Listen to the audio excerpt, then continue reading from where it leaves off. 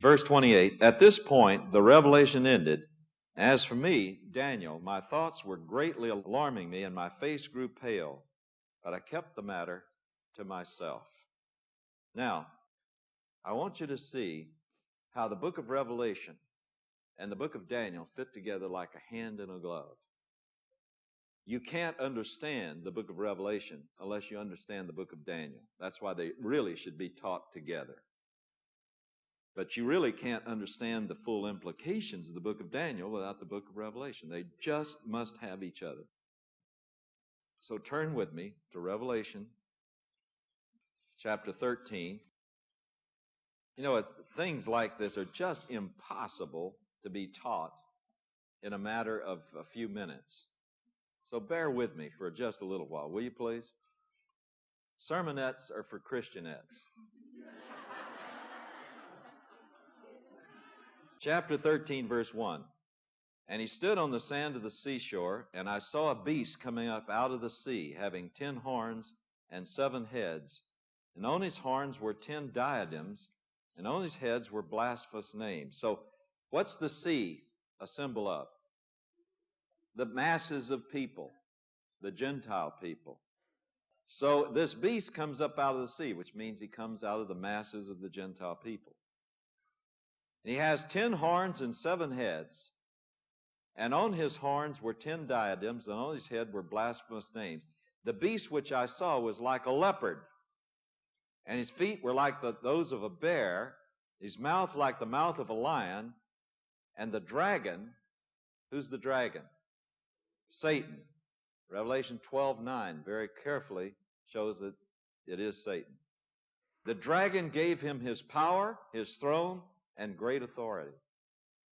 So what this is saying is that when this beast comes up, here is a picture of the Antichrist and his empire. When it comes up, the direct source of its throne, that is, its establishment of government, throne stands for the establishment of a government, the direct source of his establishment of government, of his authority and power will be who? Satan. Satan himself. So this is going to be Satan's masterpiece. It's going to be Satan's final great throw in history to take over. And so he gives great authority and power to this person and to his government. And it says the beast, which is depicting this empire, will be like a leopard. Now, the final form of world power is going to have all of the characteristics of the great empires of the past. Now, who was the leopard?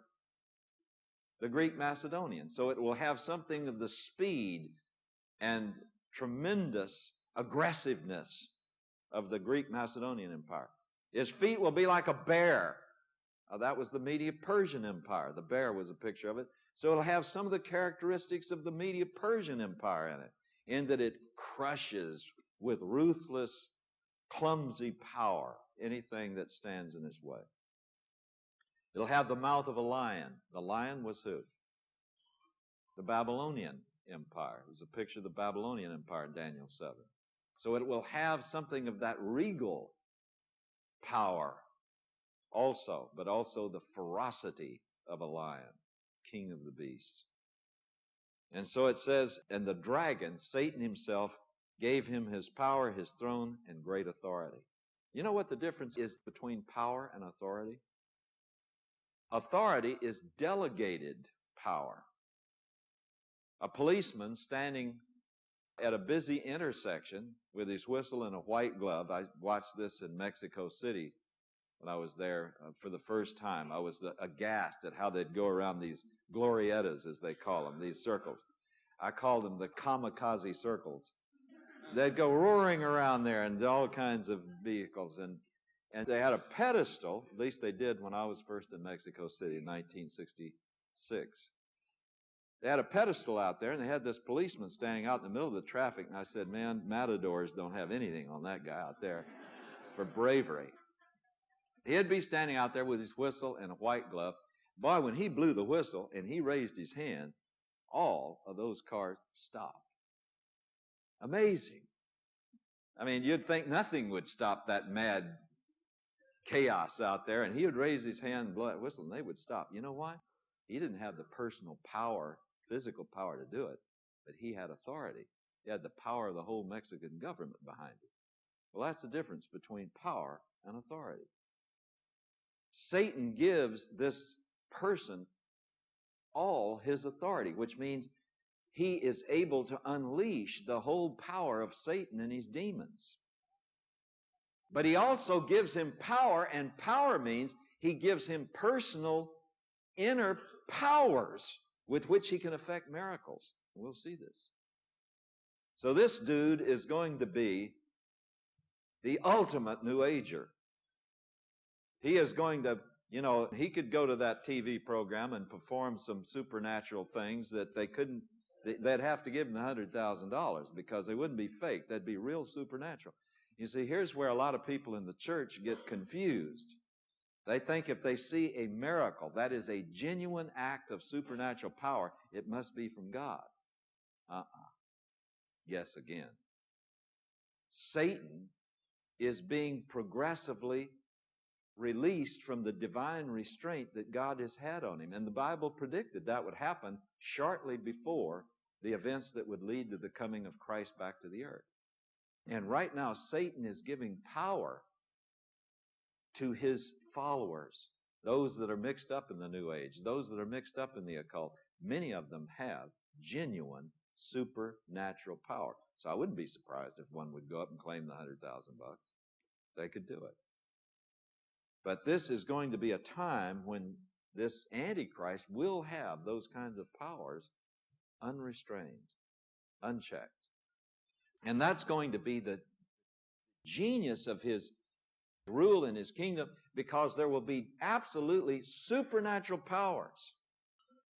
The New Age is saying to the school teachers now that the goal of the New Age education, this great quantum leap that humanity is about to take, is that this is going to be the age of mankind discovering its innate supernatural, although they don't use the word supernatural, they use the word deity, inner deity, but also, what's the word I'm looking for?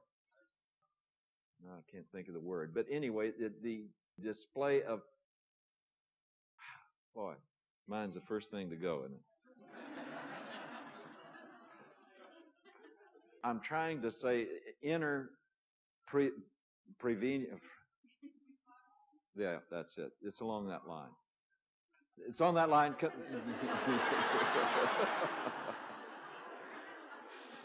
First word is, begins with clairvoyant. For the children, and that school teachers, the dedicated corps that leads the NEA is dedicated to helping the children discover their innate clairvoyant powers.